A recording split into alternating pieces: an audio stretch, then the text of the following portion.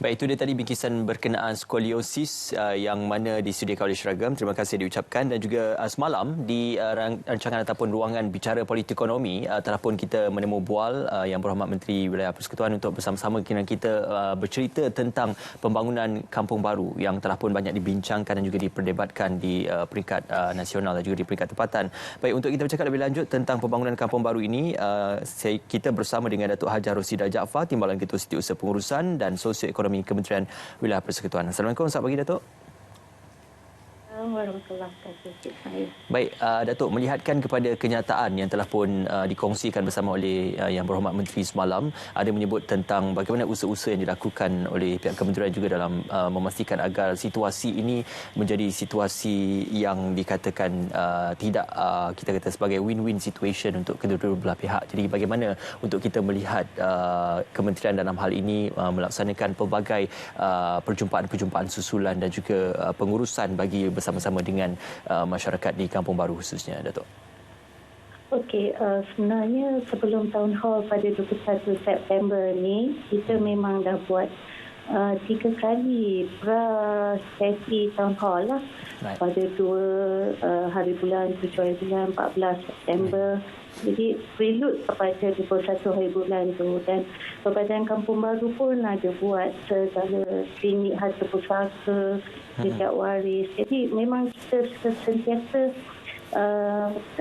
buat perjumpaan dengan penduduk Kampung Baru supaya dapat memberi penerangan yang sebaiknya lah kepada mereka berkenaan pembangunan semula ni.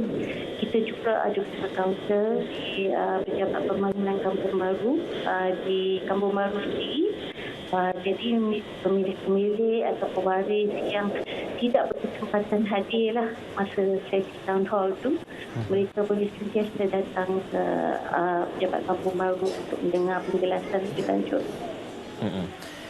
Sekiranya ada kalau dalam kalangan penduduk yang tidak bersetuju dengan penawaran yang dilaksanakan oleh pihak kerajaan ataupun pihak kementerian khususnya, apakah antara usaha-usaha yang dilakukan dan juga tindakan susulan daripada pihak kementerian dalam usaha ke arah bagi mendapatkan penyelesaian kepada permasalahan ini, Datuk? Okey, seperti yang ditegaskan oleh YB Menteri Wilayah Persekutuan selama inilah, kita letakkan konsep willing seller, willing buyer, konsep penjualan. Jadi kita mahukan persetujuan penduduk Kampung Baru untuk menjual mereka ni kan, untuk pembangunan semula Kampung Baru ni. Itu je yang kita akan ikuti tata cara itu. So it's always konsep willing seller, willing buyer. Jadi kita perlu lebih banyak bersemuka memberi penerangan kepada penduduk-penduduk yang mungkin mereka tak berapa jelas dengan konsep pembangunan semula itu kan. Jadi kita akan buat explanation, klinik-klinik lebih kecil kepada kelompok-kelompok yang lebih kecil lah, pada penduduk-penduduk mungkin dengan pertolongan pihak MAS dan semuanya.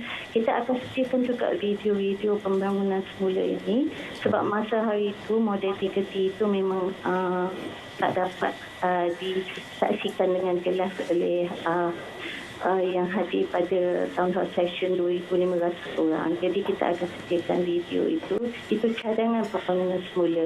Jadi mereka always boleh bekerjasama, participate untuk memberi idea-idea mereka yang lain untuk kesejahteraan mereka bersama.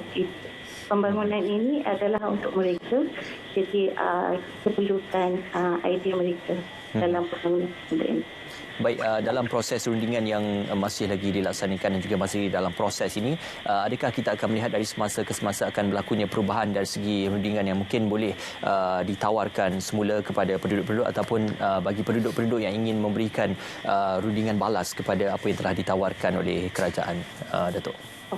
Ya, kita terbuka mengenai orang kata idea-idea mereka terhadap pembangunan semula ini. Jadi memang apa yang kita beritahu hari itu ialah tawaran kami. Jadi kita terbuka, dan YB Menteri pun ada memberi sedikit statement mengatakan dia akan berunding semula akan membawa perkara ini kepada Tuan Mahathir, sama ada perkara ini orang kata tentang harga, kan masalahnya sentiasa tentang harga.